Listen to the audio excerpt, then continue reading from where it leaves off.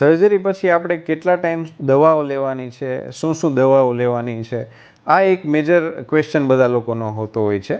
તો ઓપરેશન પછી આપણે એવી કોઈ મેજર દવાઓ કે એવું કંઈ આપતા નથી હોતા.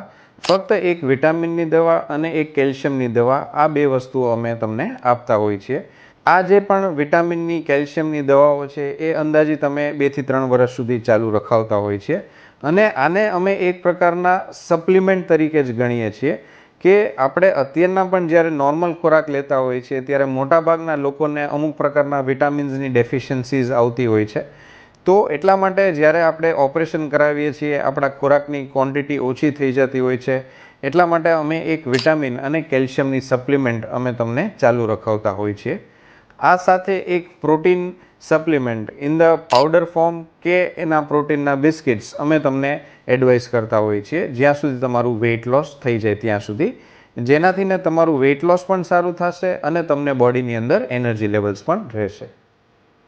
ઘણા બધા લોકોને ઓપરેશન પહેલાં ડાયાબિટીસની દવા, બ્લડ પ્રેશરની દવા, કોલેસ્ટ્રોલની દવા, કોઈ લોકોને ઓબ્સ્ટ્રક્ટિવ સ્લીપ એપનિયા માટે બાયપેપ મશીન, આવી બધી જરૂરિયાતો રહેતી હોય છે એમના વજન, એની મેદસ્વીતાના કારણે.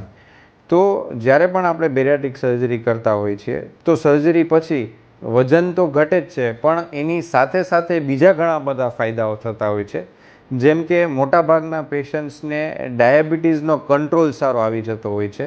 કોઈને ડાયાબિટીસની દવાઓ સાવ બંધ થઈ જતી હોય છે, કોઈને બ્લડ પ્રેશરની દવાઓ સાવ બંધ થઈ જતી હોય છે, કોલેસ્ટ્રોલની દવાઓ બંધ થઈ જતી હોય છે. એવી જ રીતે જે લોકોને ઓબ્સ્ટ્રક્ટિવ સ્લીપ એપનિયા માટે જે બાયપેપ મશીનની જરૂરિયાત પડતી હોય છે તો એ એમનું બાયપેપ મશીન હટી જતું હોય છે. તો ડેફિનેટલી વજનનો ઘટાડો તો થાય જ છે ઓપરેશનથી ને, પણ એની સાથે સાથે બીજા ઘણા બધા આપણને એડવાન્ટેજીસ મળતા હોય છે, બીજા ઘણા બધા ફાયદાઓ આપણને થતા હોય છે.